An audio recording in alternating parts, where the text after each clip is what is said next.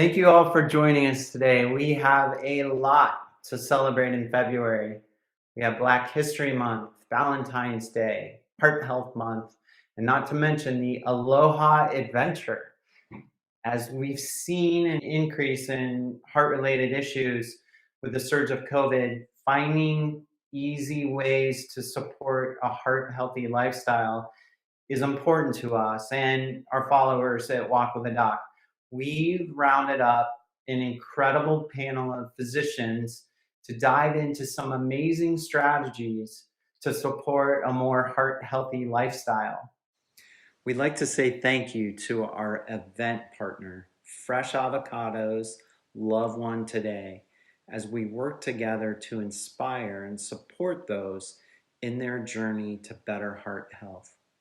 Fresh Avocados Love One Today is a leading source of the healthiest reasons and tastiest ways to enjoy fresh avocados.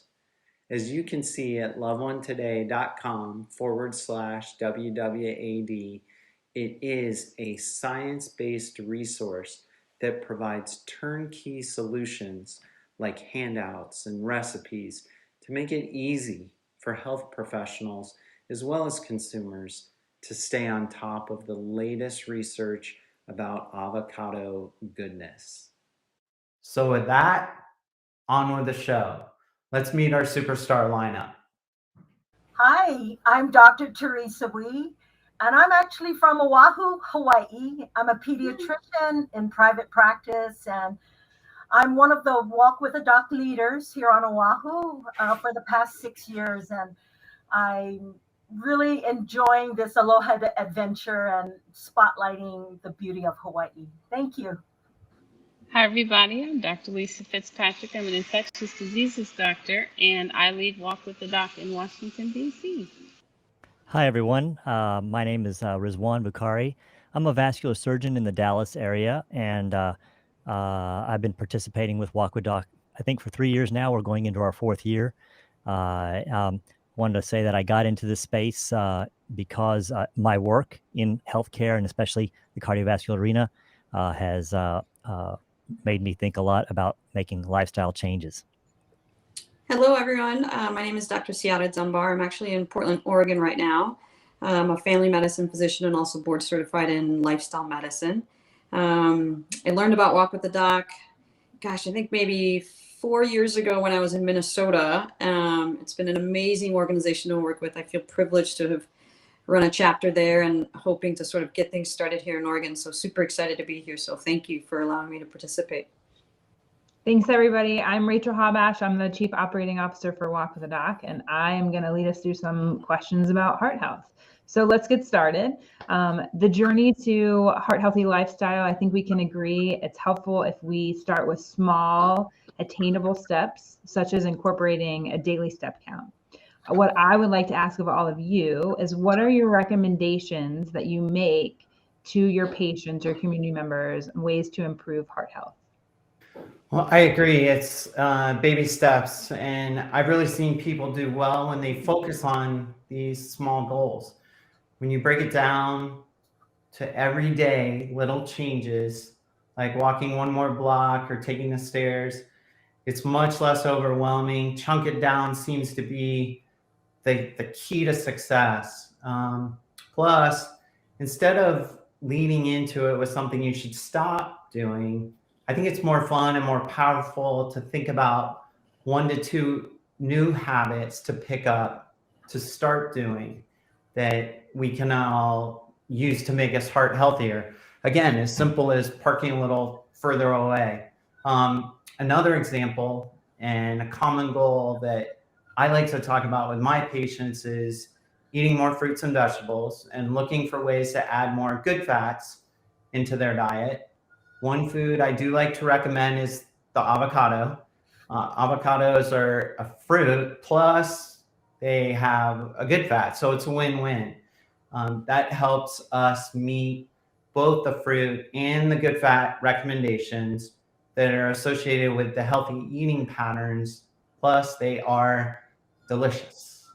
There's a growing body of research supporting avocados being heart healthy, so win-win-win.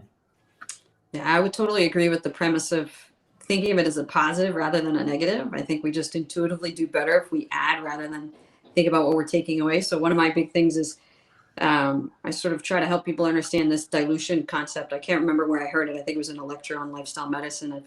If you can sort of crowd out the unhealthy things with healthy things, so eat a bigger salad, eat more fruit, and by the time you're full, you can only eat a little bit of the fried fatty and the greasy and the meats and those sorts of things. So that concept of sort of crowding out the things that are unhealthy. I love the idea of an avocado. The Love One Today website has a fantastic avocado cauliflower recipe. So I would encourage people to take advantage of that too. Well, another thing that I like to do every morning, instead of having toast with saturated fats like butter, I actually love to have creamy avocado in my refrigerator ready to go. And that gives me the fiber, the unsaturated fats. It helps me get my fruit in there. So that's something that all of us can do to enjoy just a small little change. And it's delicious. Many of the people I work with tell me they don't really like vegetables that much. So what I like to do is focus on the sugar, because sometimes people don't recognize the importance of how sugar influences cholesterol, its metabolism, and how that can lead to heart disease. So some of the suggestions I make are about reducing the number of sodas you might drink in a day or a week, how much sugar you put in your coffee, reducing that. If you use 2 teaspoons, maybe try 1 teaspoon every other day and make small steps to decrease sugar.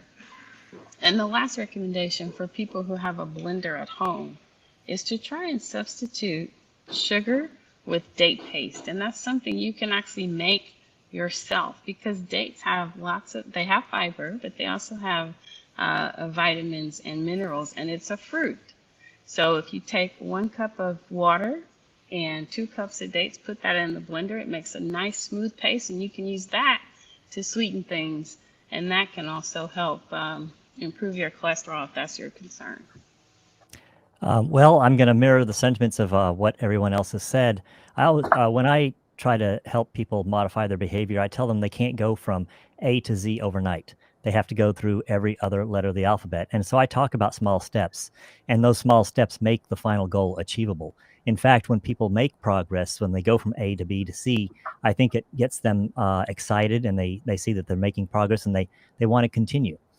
So I'm a big advocate for taking small steps, whether it be in any of the concepts in lifestyle medicine, whether it's about exercise or avoiding toxic behaviors, or whether it's about nutrition or stopping smoking. In particular, nutrition is a very important part of what I teach.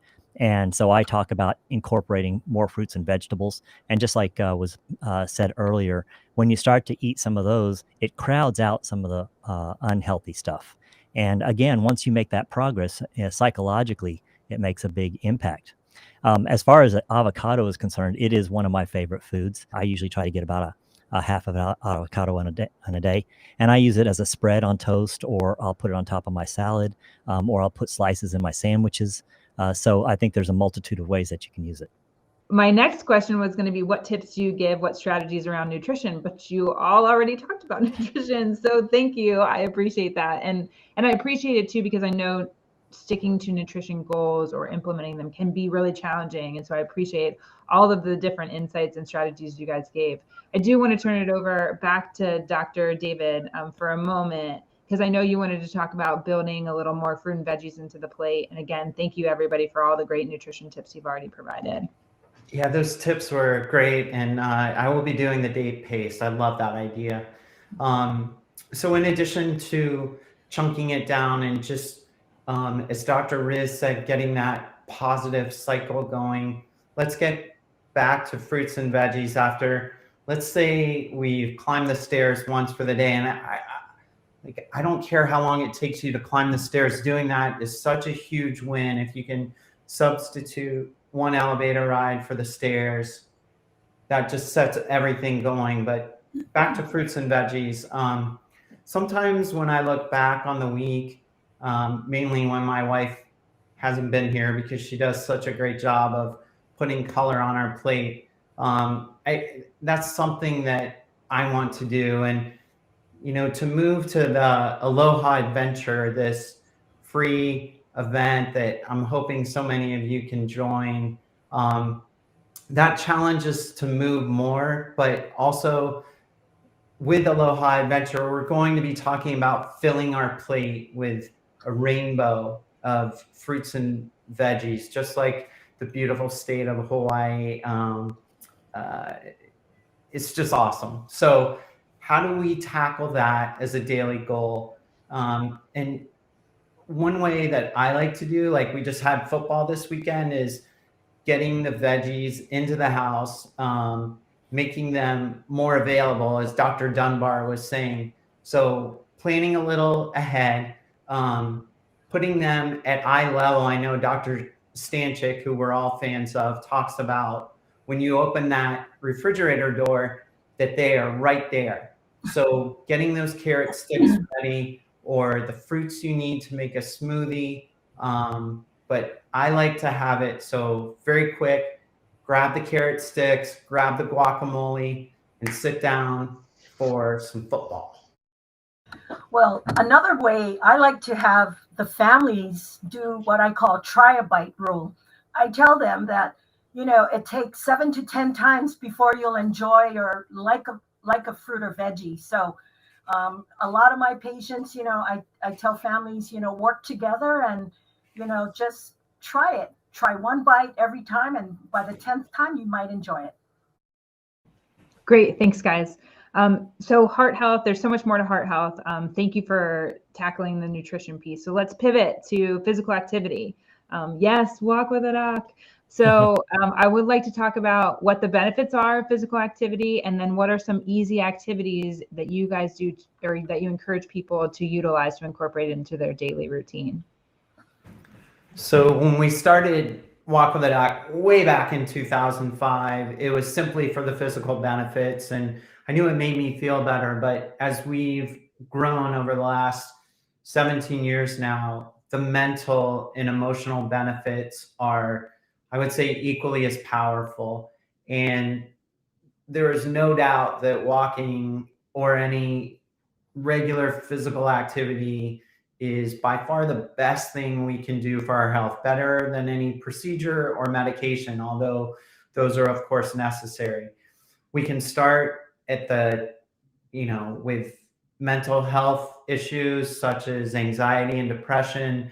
Physical activity can lower that 48%. It reduces Alzheimer's disease, arthritis, cancer, of course, coronary disease, heart attack, stroke. There's really nothing that I can think of that walking or likewise physical activity cannot dramatically improve. And I think one thing in regards to emotional health is once we start feeling better, when we get that increased self-esteem from going for a simple walk, that just starts a positive cascade where we start doing everything better. Maybe we start taking our medications more regularly. We start engaging. We start doing all the things that make us the people that we want to be. So it's a huge honor to support regular physical activity as for a living, because there's nothing better for us. What I love about Walk with the Doc is that I've used it as a tool to teach people that walking is an effective form of exercise. I think there was this concept that you got to go out and you got to exert yourself and get winded, or you got to be this world-class athlete to get some exercise in, or run or bike. And the evidence shows that a good brisk walk is effective exercise. And in lifestyle medicine, we talk about walking 30 minutes 5 times a week, and that's effective. You don't have to go out and be a runner or a jogger.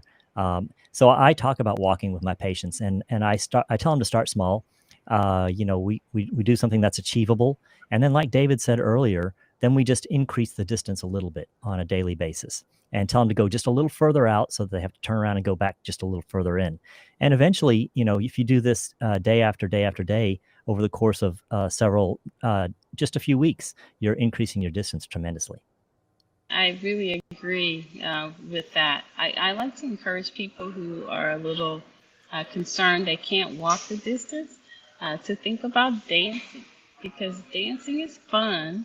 Most people like music. You can find the tune that really gets your foot tapping, and get a few minutes of dancing in every day if the walking feels like it's too much for you. And so this is a small step you can take to ensure you have some activity. And it's also fun to grab a friend or two and dance with you. You can hold each other accountable, and have maybe a dance party. Now that we're on Zoom so much, maybe you can, have there's such a thing as 10-minute recess we used to talk about. Maybe you can do that with dancing if walking is a little bit too much for you, because you can even dance in your seat. Those are really, really good.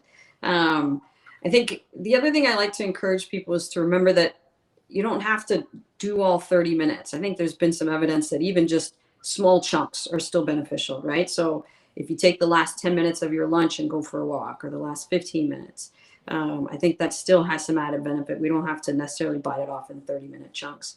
One of my patients, she had to go to, walk to the mailbox. So can we stretch that walk a little bit? Just tack on a little extra block when you go down to the mailbox. So just simple ways, that things you're already doing in your life, but can we just stretch it within your comfort? And then you just increase the distance as you can go.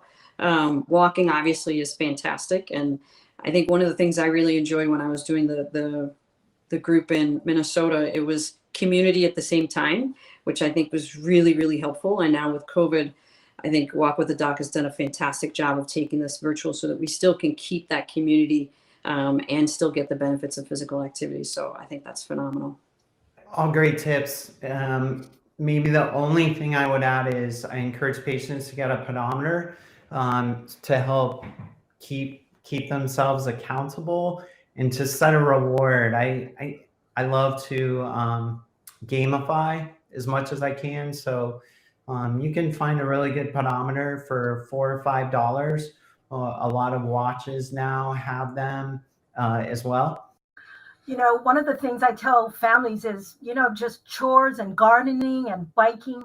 In Hawaii, I tell them, go outdoors, go swimming, do something fun that the whole family can do and strengthen those family bonds, especially now during COVID.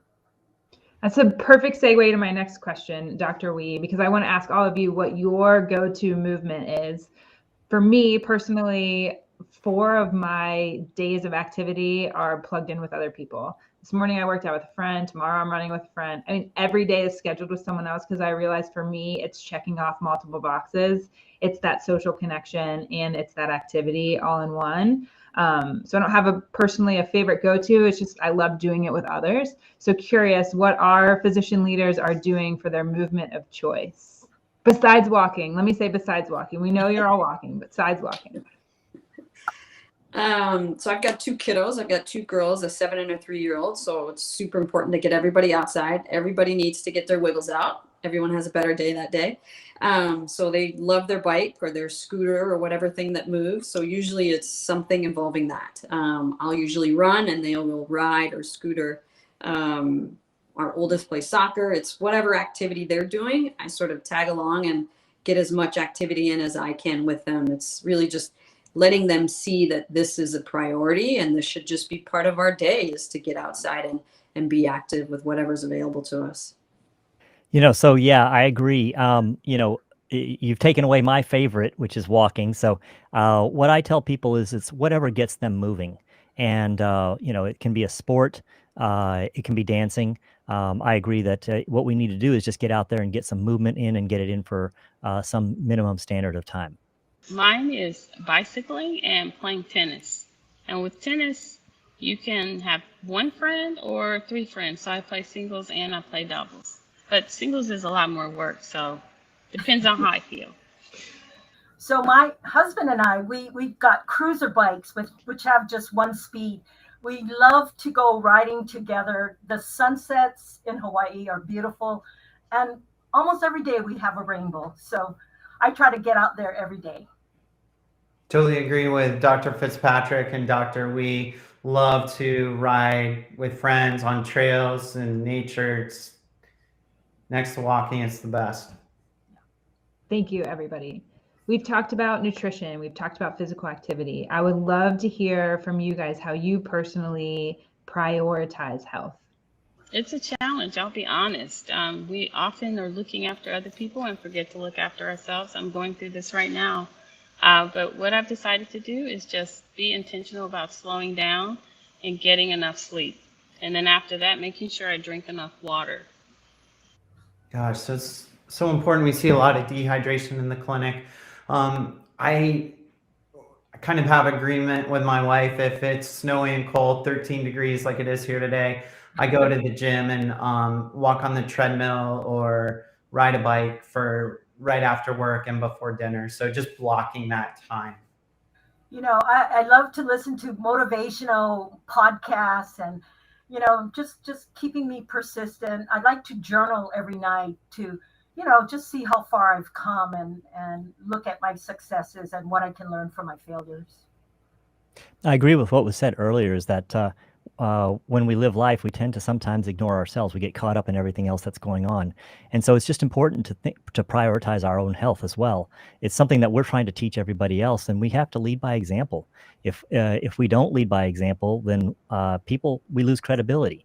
So it's important to prioritize our health. And I adhere to the lifestyle medicine tenets, which is nutrition, exercise, avoiding toxic behaviors, trying to get good sleep.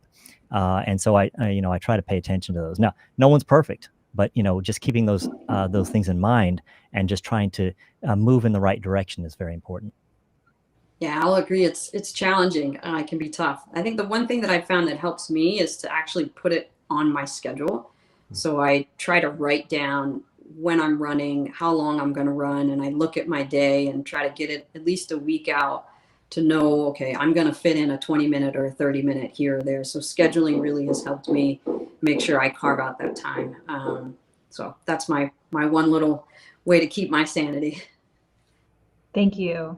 I think it's appropriate. We should clap for you guys. We should all clap for each other because you guys are amazing. So thank you very much for being here. It's been fun. I really appreciate you carving out the time, sharing your wisdom with us. So much gratitude to you for that. In the show notes, we will include links back to these wonderful panelists who have joined us today and share their wisdom. So look for that in the show notes.